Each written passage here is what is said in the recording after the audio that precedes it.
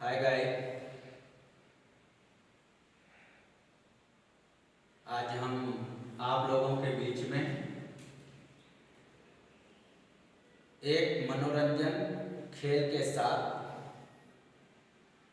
शिक्षा भी हो और उस शिक्षा में संस्कारों का भी समावेश हो,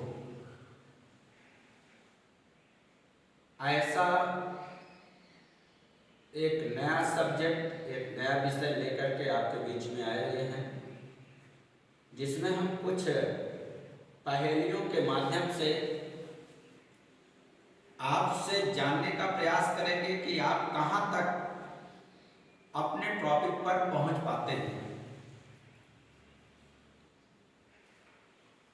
हम प्रश्न करेंगे, आपको गेस करना होगा कि हम किस दिशा में जा रहे हैं, उसका उत्तर आपको देना होगा। यह विशेष रूप से क्लास 9th के लिए है। यह क्लासेस अदर क्लास के भी बच्चे इसे देख सकते हैं।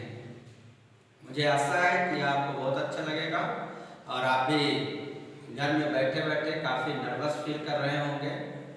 ऐसे में हम चाहते हैं कुछ बेहतर तरीके से आपके बीच में शिक्षा का प्रचार प्रसार कैसे किया जाए और हमारी शिक्षा संस्कार से किस तरह से जुड़े, इसका भी ध्यान रखना बहुत ही महत्वपूर्ण है। शिक्षा के साथ संस्कार भी आए, इसके लिए हम कुछ महापुरुषों की, कुछ महात्माओं की जीवन शैली पर अध्ययन करते हैं। तो आपको गेस हो रहा होगा कि मैं किस सब्जेक्ट की ओर जा रहा हूं। आज हम किसी महापुरुष के विषय में चर्चा करने जा रहे हैं। आज उनके जीवन के विशेषताओं पर प्रकाश डालेंगे।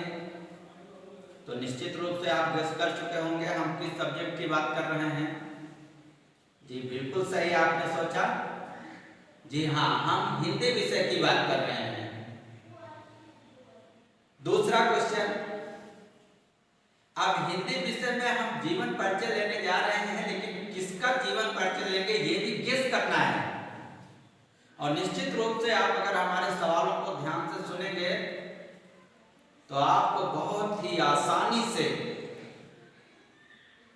उस कवि का नाम याद आ जाएगा जिनके विषय में हम चर्चा करने जा रहे हैं। तो गेस करिए हम किस कवि के विषय में आज चर्चा करने जा रहे हैं। कुछ टॉपिक है जिसे हम देते हैं, आप उसके द्वारा उस कवि का नाम जानने का प्रयास करिएगा। एक ऐसे कवि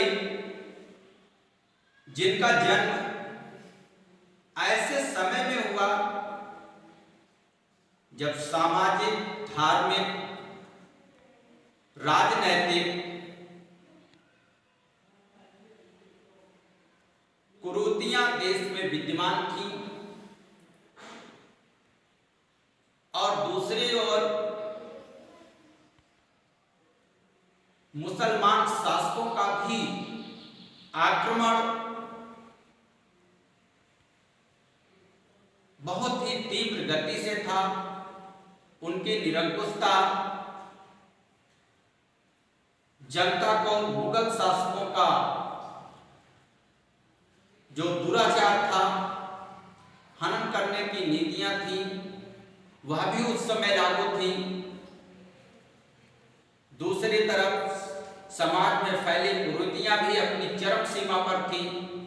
ऐसे समय में उस महापुरुष का जन्म हुआ और इन विषम परिस्थितियों में आप समझ सकते हैं, जब हिंदू धर्म अनेक कर्म कांडों से ग्रसित हो और सिखों का भी पाखंड चरम पर हो और मुस्लिम शासक निरंकुश हो, समय मानव जाति की क्या स्थिति रही होगी आप कल्पना कर सकते हैं। और ऐसे चुनौतीपूर्ण समय में इस महापुरुष ने जन्म लेकर के न केवल इन चुनौतियों का सामना किया, बल्कि मानव समाज को एक सुदृढ़ दीवार की तरह मजबूत ढांचे के रूप में ला करके समाज में एक नई क्रांति उत्पन्न कर दी। अब आपको बताना है कि ऐसी परिस्थितियों में किसका जन्म हुआ था। जी बिल्कुल सही है। ऐसी स्थिति में कबीरदास जी का जन्म हुआ था। कबीरदास जी का जब जन्म हुआ उस समय मुगल शासकों के मनमानी रवैये से जनता में त्राही त्राही मचा था। हर तरफ अराजकता विद्यमान थी और समाज में अनेक प्रकार की प्रथाएं, सामाजिक कुरीतियां अपनी चरम सीमा पर थी। ऐसे समय में इस महापुरुष कबीरदास जी का जन्म हुआ और इसने अपने जीवन शैली से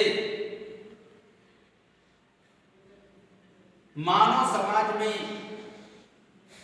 एकता की एक मजबूत और विशाल दीवार जैसा दुर्ग खड़ा किया। इस महापुरुष के जन्म की बात अगर हम करते हैं तो इस पे अलग अलग लोगों का अलग अलग मत है। कई लोगों का मानना है कि कबीरदास जी का जन्म 1455 ईस्वी में हुआ था। कुछ लोगों का मानना है 1451 ईस्वी में हुआ था।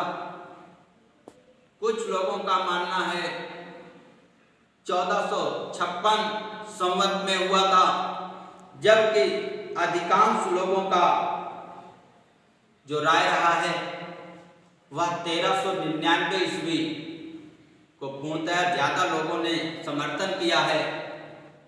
इस तरह से हम कह सकते हैं कि कबीरदास जी के जन्म में अनेक मत हैं, अनेक विभाजन हैं, अलग अलग लोगों का अलग अलग मानना है और इनके जन्म की एक कहानी है। जब ये पैदा हुए तभी से संकटों का सामना इनको करना पड़ा। कुछ लोगों का मानना है कि कबीरदास जी का जन्म एक विधवा ब्राह्मणी के गर्भ से हुआ था, क्योंकि सामाजिक कुरीतियां उस समय अपने जड़ों को बहुत मजबूत कर चुकी थी। इसलिए एक मां को लोक लज्जा को ध्यान में रखते हुए कबीरदास जी को पैदा होते ही एक तालाब में फेंक दिया जाता है, जहां से नीलू और दीमा नामक एक जुलाहे दंपत्ति द्वारा इनका पालन पोषण किया जाता है। लेकिन यह कितना सत्य है, इस पर पूर्ण सहमति दे पाना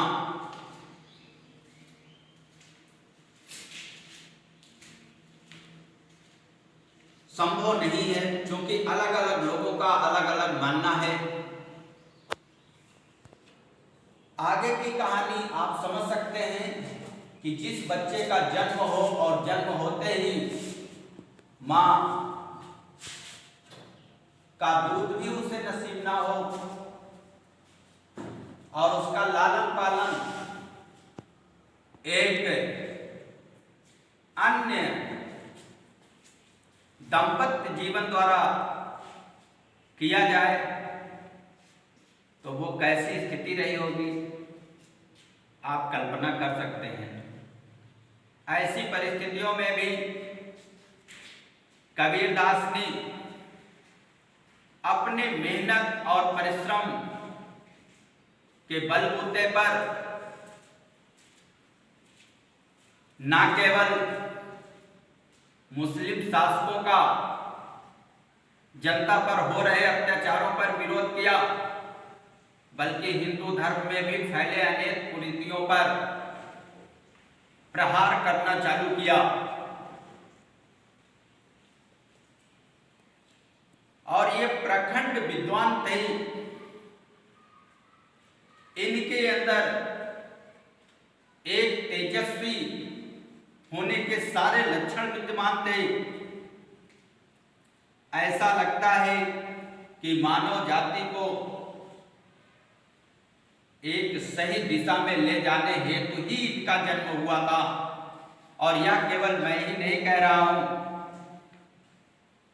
ऐसे कहने वालों में सबसे पहले नाम आता है डॉक्टर द्वारिका प्रसाद सक्सेना का, जिन्होंने अपने लेख में कहा कि कबीर एक उच्च कोटि के साधक, सत्य के उपासक और ज्ञान के अन्वेषक थे।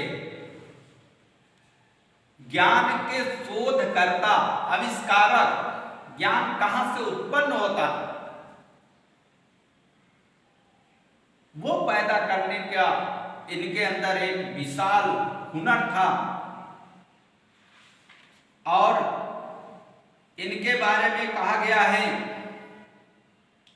कि इनके माता पिता चूंकि मुस्लिम धर्म से थे और इनका जन्म एक हिंदू धर्म से हुआ था, इनके अंदर दोनों धर्मों का गुण विद्यमान था। और मैं समझता हूं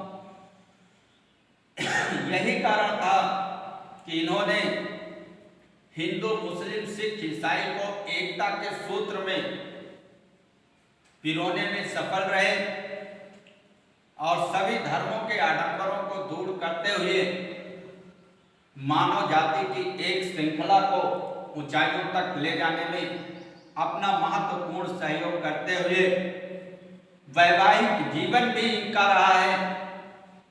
कुछ लोगों का मानना है कि इनका विवाह वनखेड़ी के बैरागी की पालिता कन्या लोही के साथ हुआ था। विवाह के कुछ वर्ष बाद इनके दो पुत्र, जिनका नाम कमाल और कमाली था, उत्पन्न हुए। धीरे धीरे इनका जीवन दिन प्रतिदिन चलता रहा। कुछ समय बीतने के बाद कबीरदास जी ने देखा कि मानव जाति इस समय विषम परिस्थितियों से लड़ रहा है, इसे किस तरह से निकाला जाए,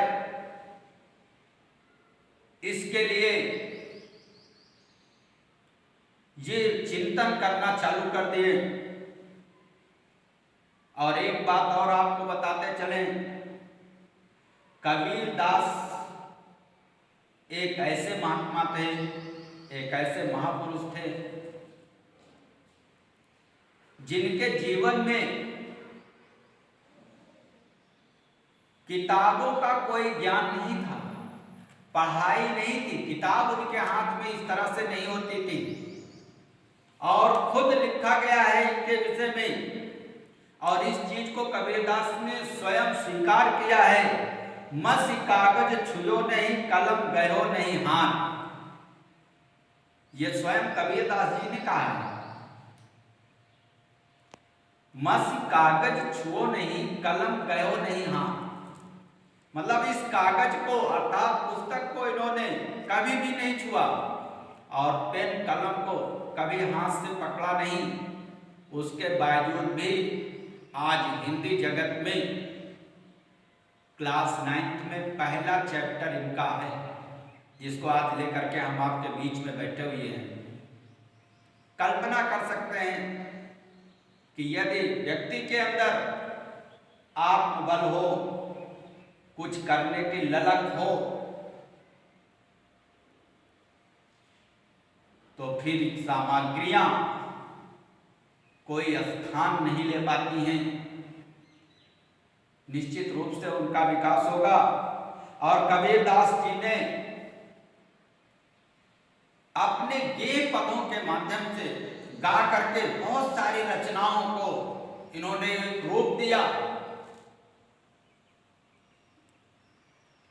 इनके गुरु रामानंद जी थे और इनके ओजस्वी पूर्ण रवैये को देखते हुए इनके शिष्य धर्मदास ने इनकी रचनाओं को बीजक नाम से संग्रह किया और उसको 3 भागों में आवंटित किया, जिसमें से पहला भाग आता है साखी, सबद, रमैनी।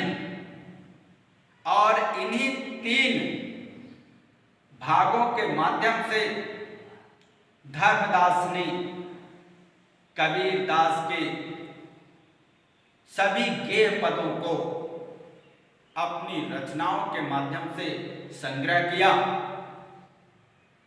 जिसमें से साखी पहला भाग था।